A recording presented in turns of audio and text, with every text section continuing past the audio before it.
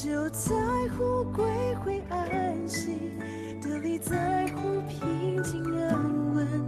我等候你，如鹰展翅上腾，住在你里面，住在你里面，如同枝子与葡萄树紧紧相连。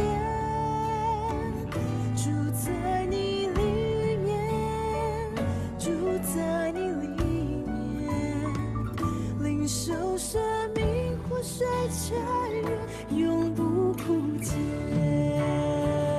住在你里面，住在你里面，如同枝子与葡萄树紧紧相连。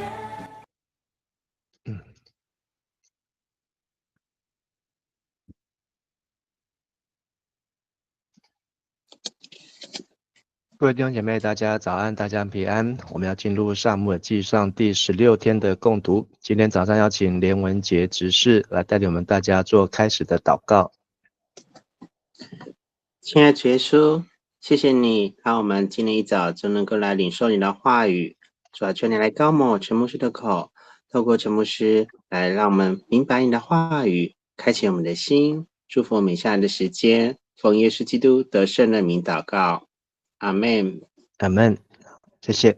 我们在昨天的撒母耳记上的第14章，我们看见约拿单父子特别是约拿单他的勇敢的行为，但是在他潜入敌军的当中，也为自己无缘无故带来了杀身之祸。那扫罗因为看见环境情势大好，那他就忘记了寻求神，或是没有要继续等候神，而放弃迎接约柜，或是以弗得来乘胜追击。但是也在草率的誓言当中，必须得杀自己的长子，又被百姓的声势所盖过。那也看见虽然约拿单的儿子没有被扫罗所处死，但是上帝却继续的来使用扫罗，让他能够来攻打四周围6个国家包括今天我们要读到的第6个就是亚玛力人那上帝昨天约拿单也说耶和华使人得胜，不在乎人多人少。那但是这是要看见上帝的拯救。约拿单对上帝有相当的信心但是扫罗的信心呢却是出自于眼睛所看见的。我们今天要继续来看第15章，那就是扫罗他犯的最严重的一次的错误。那我们请文杰执事带我们来读15章的第1节到第5节。撒母耳对扫罗说：上主派我用油膏你，立你做他子民以色列的王，所以你要听上主的话。上主万军的统帅要惩罚亚玛力人，因为以色列人从埃及出来的时候，他们的祖先曾敌对他们。你要去攻打亚玛力人，毁灭他们所有的一切，不要留下一样东西，要杀尽他们的男人、女人、儿童、婴儿、牛群、羊群、骆驼和驴。扫罗在提炼召集并检阅他的军队，从以色列来的有20万人，从犹大来的有1万人。他率领他的军队到亚玛力城，在山谷中埋伏，等待时机。好，谢谢。那撒母耳在这个之后呢，给扫罗一个更大的任务或是一个重要的任务，就要是去消灭亚玛力人。那亚玛力人呢在出埃及记曾经出现，而且多次的就是和摩西和以色列人来征战好让他们从出埃及的路上成为他们的对敌。那在出埃及记、民数记、申命记都有提到亚玛力人，甚至在创世纪第14章就已经提到亚玛力人。那时候是亚伯拉罕要去救罗德的时候，在4王跟5王的征战当中，亚玛力人就已经出现，甚至以扫的后代也有取名叫亚玛力。那但是在这里上帝透过撒母耳要扫罗去将亚玛利人来灭尽啊，要灭尽或是毁灭。好，那这个字呢，好的意思，是在这里在这章出现了7次。好，但是这个字的意思呢，其实除了毁灭尽或是毁灭，它有完全毁坏的意思，但是它也有奉献的意思，也有圣化的意思。所以如果我们把这个奉献的意思或是圣化的意思呢，好加进去了，看见这对上帝来讲是非常的重要，就是要把亚玛利人完全的奉献或是圣化给上帝啊。那在这里上帝也要撒母耳提醒扫罗不可以怜惜他们因为所有的灭尽或是所有的奉献呢，要连男女孩童、吃奶、牛羊、骆驼、驴，全部都要奉献给上帝。那扫罗接受到这个任务呢，他就来到了提炼在和本翻成提拉因。好，那提炼提拉因这个地方这个地名的意思是指小羔羊奉献的小羔羊。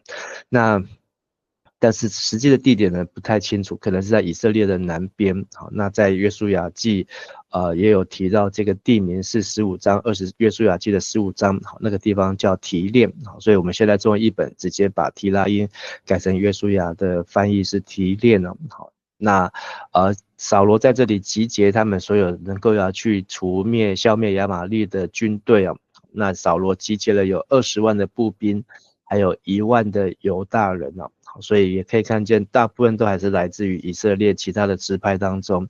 那犹大人呢也特别每次都被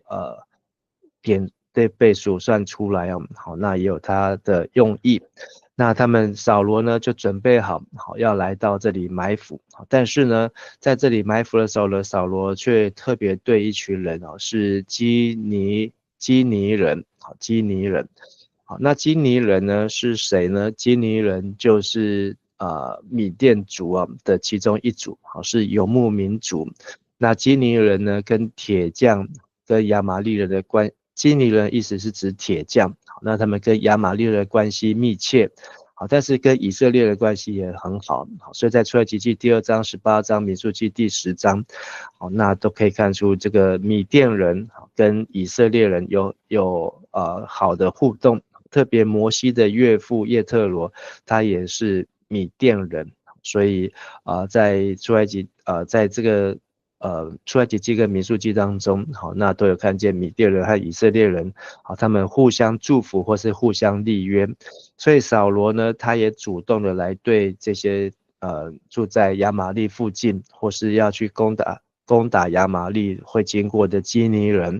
好，那第6节我们请文杰带我们来读第6节到第9节。扫罗派人警告基尼人说：“你们离开亚玛力人，到别处去吧，免得我连你们也杀了。因当年以色列人从埃及出来时，你们的祖先曾经善待他们。”于是基尼人离开了。扫罗打败了亚玛力人，从哈菲拉一直打到埃及东边的舒尔，生擒亚玛力王亚甲，杀灭所有的人民。但扫罗和他的军队留下亚甲的性命，也没有杀掉那些最好的羊群、公牛、小牛和小羊，其他好的东西也都留着。他们只毁灭那些没有用的和没有价值的东西。那因为有这个和基尼人互相友好的这个缘故，所以扫罗也主动的派人劝他们赶紧离开，免得卷入这场战争当中。因为这是一个可以说是一个大毁灭，但是也是一个上帝所要求的一个大奉献。那所以基尼人呢也二话不说他们就离开了亚玛力人就跟他们切割清楚那跟他们不要纠缠在一起那后来扫罗攻打亚玛力人呢，在圣经当中记载的非常的简洁可见这个战役是非常的顺利。那扫罗能够打这场仗能够顺利呢，可能也跟前面上一章14章所提到的扫罗执掌以色列的国权，所以摩押人、亚门人、以东人、索巴诸王、非利士人扫罗都能够打败他们，好，所以扫罗是越打越勇，好，那战争越来越有军事的经验，但是这是不是上帝所看重的呢？我们从这章可以看见，好，这些战争上面的胜利呢，好，却不是上帝所看为最重要的，好，最重要的是在扫罗跟上帝之间的关系啊。那在这里第七节提到扫罗呢，他从哈菲拉一直打到埃及东边的苏尔，好，那这两个地方呢，都有一点苏尔比较容易理解啊，苏尔就是在埃及跟这个南地中间的苏尔旷野。那这苏尔呢，可能也指的是一条路哦。好，那这个地图当中有一条路，这路可以一路通到迦南地，甚至可以前往到北边的叙利亚、大马色跟示拿。好，那这是苏尔路。好，那但是呢，哈菲拉，好，这个地方呢，好，出现在创世纪的第2章，伊甸园就曾经用过这个哈菲拉的地名。好，那这个哈菲拉的地名呢，比较难确认。好，那跟伊甸园有关。好，那但是如果我们从这地图上来看呢，不论是北边的伊甸园或是下游的伊甸园，好，那这个哈菲拉呢，都离这个埃及非常的远啊，而且也应该离扫罗当时能够作战的地方非常远啊。但是这里就提到了哈菲拉，哈菲拉这个地名的意思呢是圆圈啊。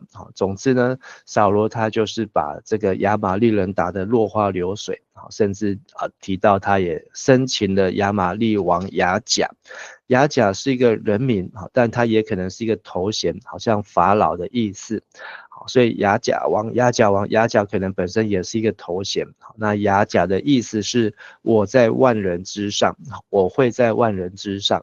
所以他打败了亚玛力的领袖，好，那也杀了人民。但是第9节却提到扫罗怜惜亚甲，就是怜惜这个王。好，那这个王呢，可能他有从埃及所带出来的这一些的金银财宝。那还有就是亚甲呢，他同时也拥有了上好的牛羊，上好的牛小羊，还有一切的美物。那扫罗看见呢，扫罗去之前是可能没有听到或是看见知道会有这一些，但是他带领21万人打到那里去的时候，他却看见这些上好的东西，所以他就是无法下毒手，或是说他不愿意奉献给上帝啊。所以如果我们用把奉献灭尽这个字用奉献来看，那他奉献给上帝呢，就是那些看不上眼的没有价值的牛羊小牛小羊，他都奉献了，尽都杀了，那他都毁灭。但是呢，他没有奉献出去呢，就是那些上好的牛羊小牛小羊，好，他没有奉献出去啊。好，所以这个是一个关键，是一个关键。好，我们接着再请文杰带我们来读第10节到第16节。上主对撒母耳说：“我后悔立扫罗作王，他已经离弃我，违背了我的命令。”撒母耳很不高兴，整晚向上主恳求。第2天清早，撒母耳去找扫罗，他听说扫罗已经到了迦密，在那里为自己筑了一座纪念碑，然后往吉甲去。撒母耳去见扫罗，扫罗问候他说：“撒母耳，愿上主赐福给你，我遵守了他的命令。”撒母耳说：“是吗？为什么我还听见牛羊鸣叫呢？”扫罗回答：“这是我的军队从亚玛力人那里掳来的，他们留下最好的牛羊，为的要当牲祭献给上主你的上帝，其余的我们都灭尽了。”撒母耳说：“住口！我要告诉你上主昨晚对我说的话。”扫罗说：“请说。”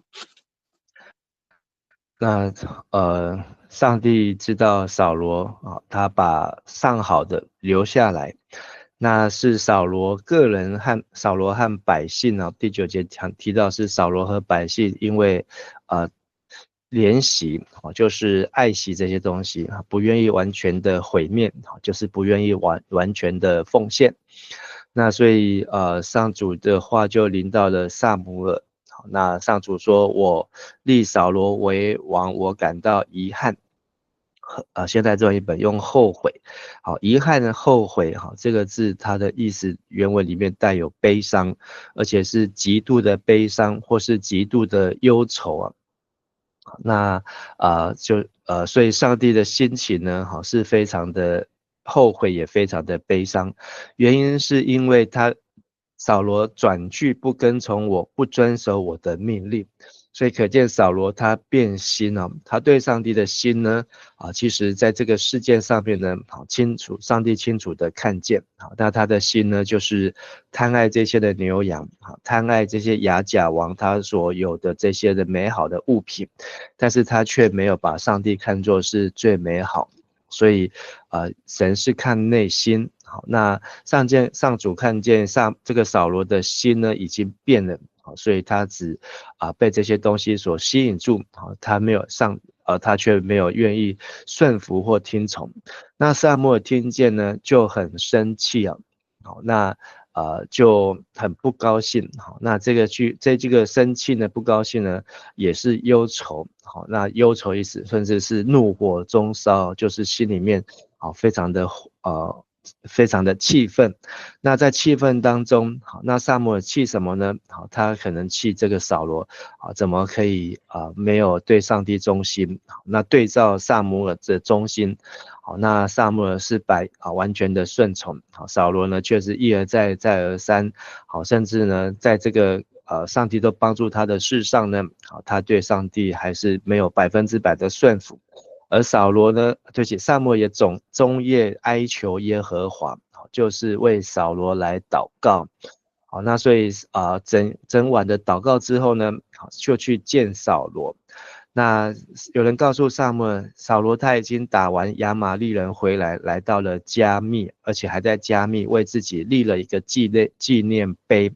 那又要再去到吉甲，就是下到吉甲，就是往地，虽然是往北走啊，但是在地势来讲是往下来走。好，那所以撒母耳就去到了迦密，在那边要去见扫罗。迦密的这个地呢，如果我们从地图上面来看呢，它在非常的南边，就是扫罗刚刚打赢了这个亚玛力人，生擒了亚甲，把亚甲王当作战利品，俘虏，好，那一路把他要带回来，从亚玛力经过了迦密，好，那他要去到的地方呢是亚甲，要去到的是亚甲，在这个耶利哥的附近哦。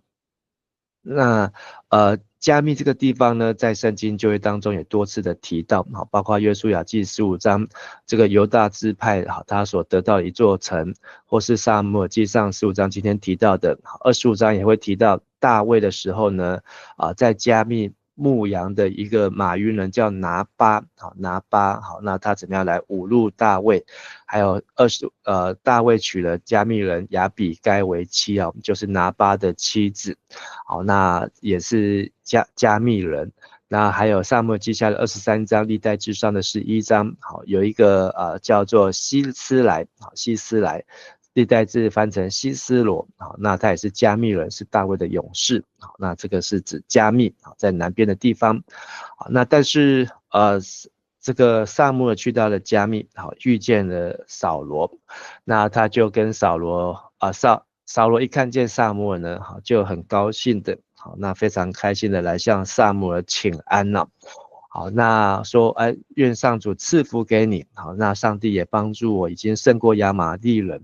好，而且我也遵守了上帝的命令。好，到这里为止呢，扫罗一点都没有发觉自己有做什么错。好，而且还来邀功，还沾沾自喜。好，认为他靠着上帝的帮助打赢了胜战了。好，那但是撒母耳却回答说：“是吗？好。”为什么我的耳中听见有羊叫牛鸣的声音呢？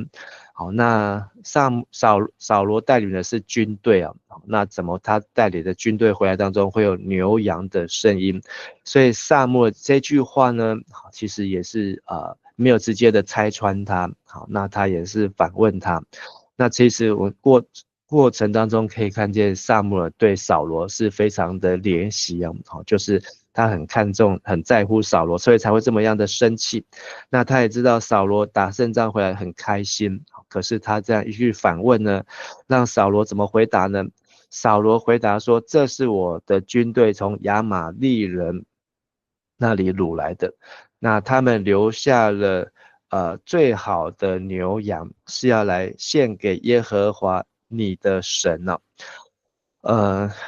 这里扫罗第一个就是说把这个责任呢通通推给军队，第二个呢就是说这些的牛羊呢是要带回来奉献的，那其余的我们都灭尽了，那其余的我们都奉献了。那他说这些是要奉献的，灭尽的意思也是奉献，但是呢剩下的我们都奉献了，所以这个是特别的奉献，是要留回来让撒母耳来奉献的，而且在这里提到了说要献给耶和华你的神啊，所以扫罗这时候呢把上帝当成是撒母耳的上帝，不是我们的神，所以扫罗自己也有一点不好意思啊。那撒母耳呢就叫扫罗住口吧，住口。所以这里这一句话呢很特别，就是撒母耳知道扫罗在编谎言，在说在编借口，所以越多说多错，所以撒母耳宁愿扫罗不要开口，说你住口，等我要把上主昨晚对我说的话来告诉你。所以撒母耳在昨夜听到上帝说的，他感到遗憾，感到后悔。好，那撒母耳隔天一大早就来到了迦密，那就来见了扫罗。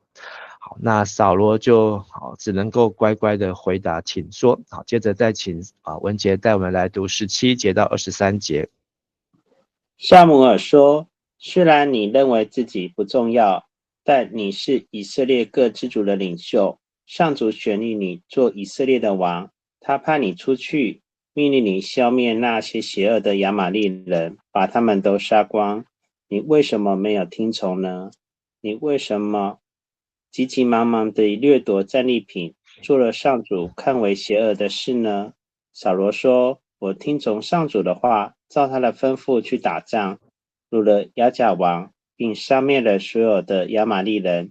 只是我的军队没有把掳来的那些最好的牛羊杀了，他们带牛羊到基甲去，要当作牲祭献给上主你的上帝。”撒母耳说：“上主喜欢什么呢？顺从他呢，还是向他献烧化祭和祭物呢？顺从比祭物更好，听命胜过献上最好的羊。背叛他跟行巫术一样坏，傲慢跟拜偶像一样有罪。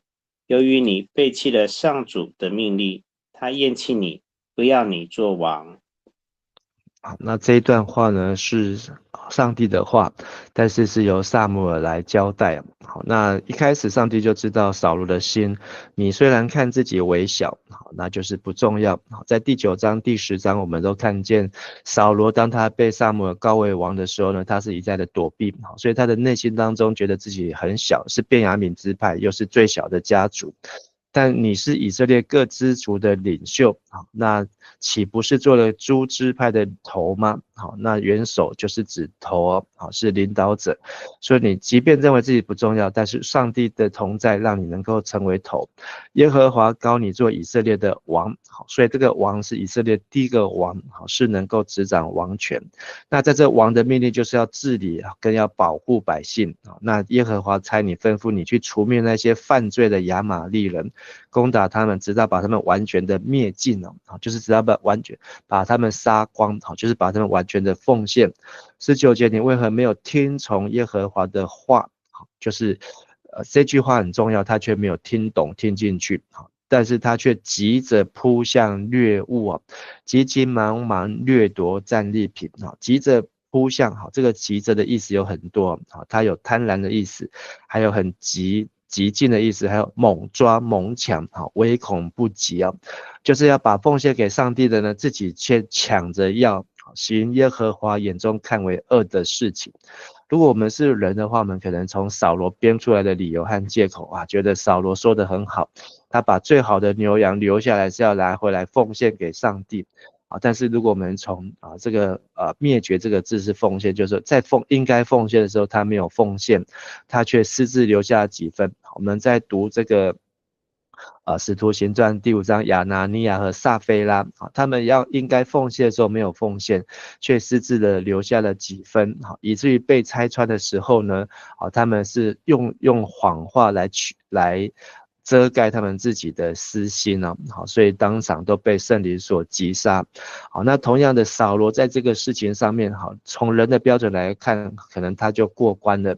人来看，他说的很有理由，但是上帝的心意已经很清楚了。上帝一开始要他们做奉献，他们却没有奉献。那所以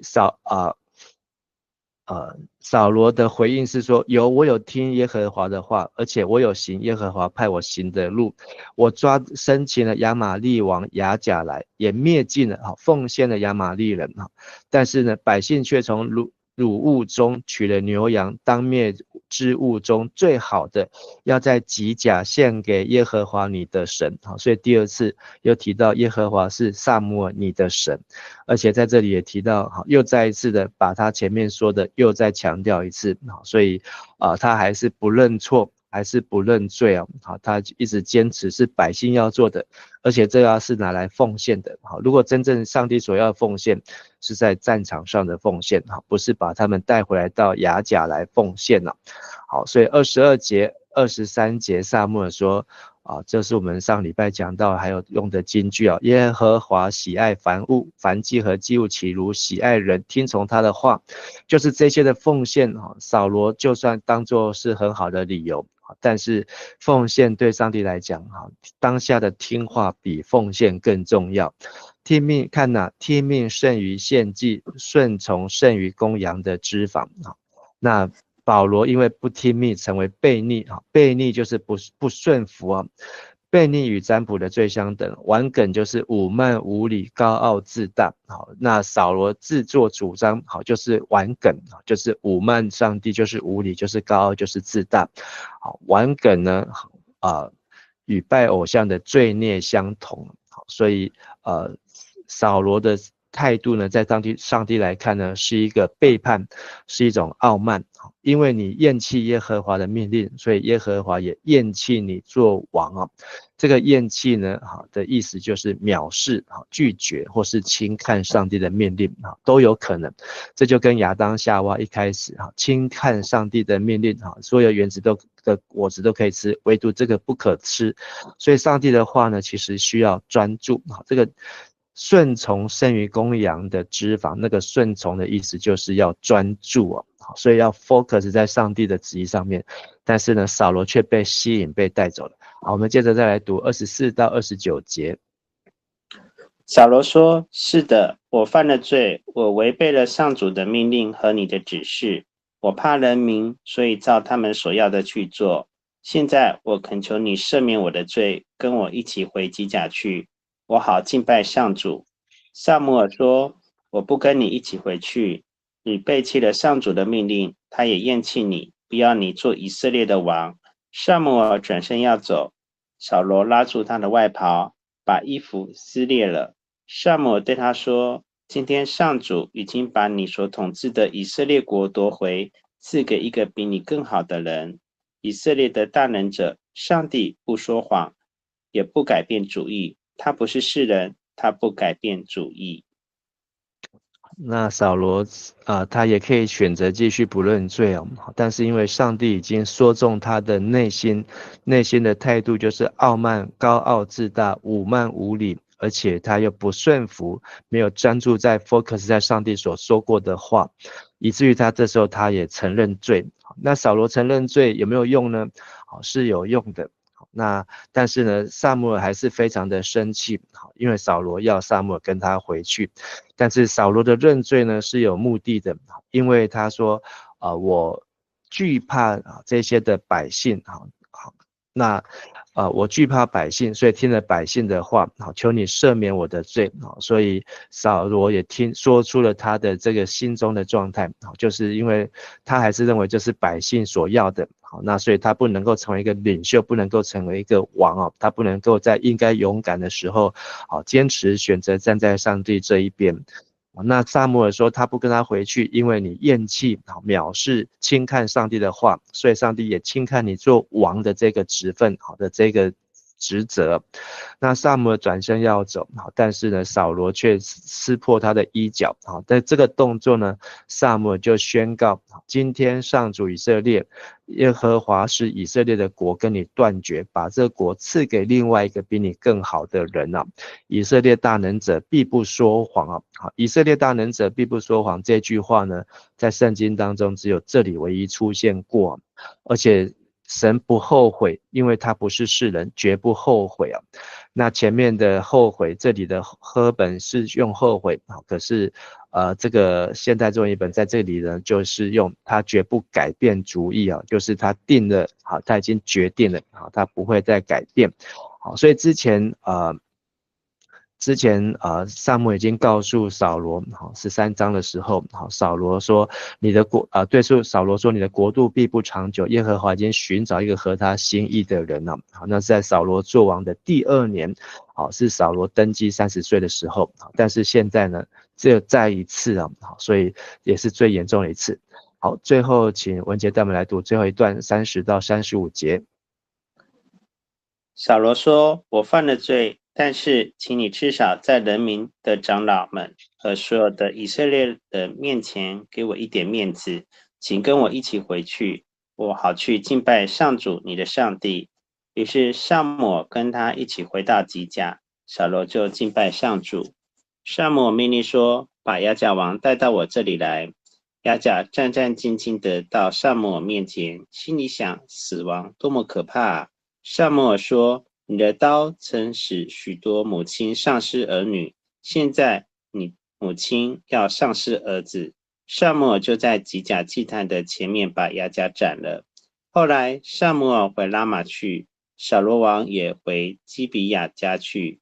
从那时一直到死，撒母耳没有再看过扫罗，但是他为扫罗悲伤。上主后悔立扫罗做以色列的王。好，谢谢。那扫罗因为这个撕破撒母耳的衣袍啊，那扫罗又再一次又承认自己有罪啊，所以其实扫罗的认罪是2阶段。好，那在不见棺材不掉泪啊，所以他心里面还是一直在盘算，心里面一直还在思想，怎么样可以好像跟撒母耳喊价，可以来得到自己的一些的益处。那所以他又再次承认，那说至少跟我回去，好让我在百姓的长老跟以色列面前有一些面子。那他跟他回去，他也可以在那里敬拜耶和华你的神啊。所以这里总共3次，把上主都讲成是撒母耳的上主啊。那最后撒母耳有没有跟他回去呢？好，这个理由呢，好让撒母耳就跟他回去。好，所以其实如果扫罗真正好好的认罪，那这个事件还有缓转的余地。但是扫罗呢，因为这样子的被说中了，但是他却没有察觉自己内心里面的恐惧，或是察觉自己内心的状态啊。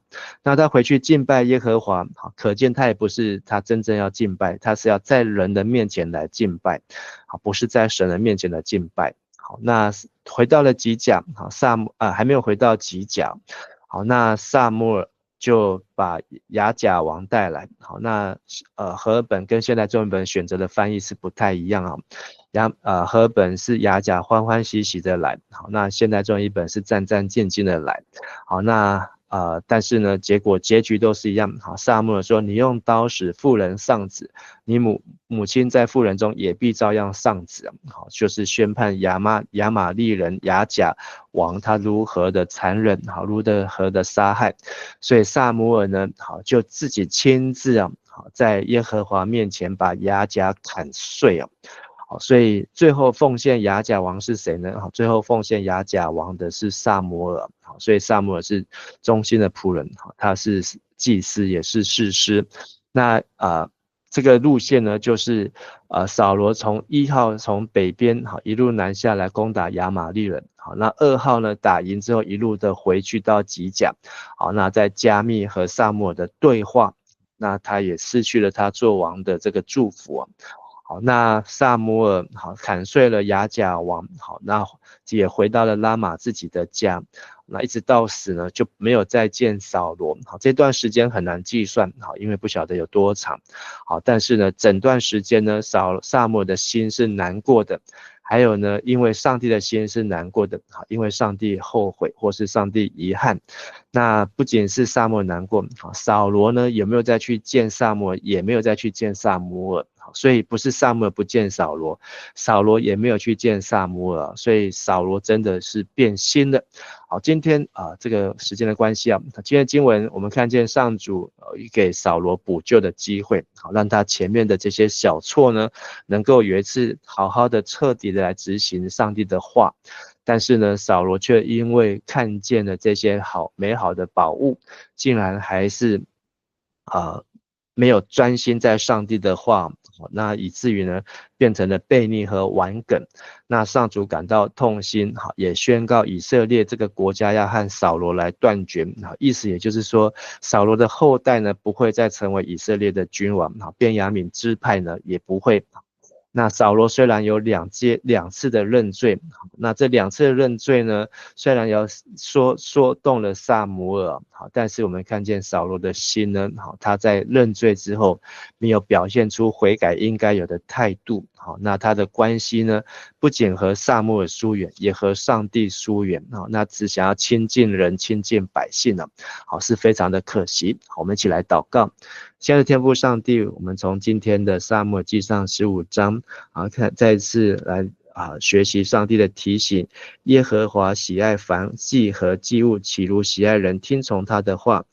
听命胜于献祭，顺从胜于公羊的脂肪。悖逆与占卜的罪相等，顽梗与拜偶像的罪孽相同。主啊，求你用这样的话语，让我们好好的能够专注在你的话语上面，让我们能够留心注意来听你的话，好，让我们能够明白什么是神你所喜悦的事情，什么是上帝你所要求世人的事情，什么是上帝你所看重的公义和怜悯，让我们能够真的是愿意顺服在你的旨意当中。主啊，也求你赐福在我们的今天主日的敬拜，还有聚会，还有服事，也赐福我们的社会国家，特别在昨天的投票过后，台湾的百姓能够从这当中也能够学习也能够明白如何寻求上帝的旨意，让上帝你的旨意能够继续在台湾来彰显，带领台湾的前途。我们在你面前献上感谢祷告祈求，都是奉靠主耶稣基督的名求，阿们。谢谢文杰，谢谢大家，大家平安。在你里面，如同栀子与葡萄树紧紧相连，住在你里面，住在你里面，领受生命活水泉源，永不枯竭。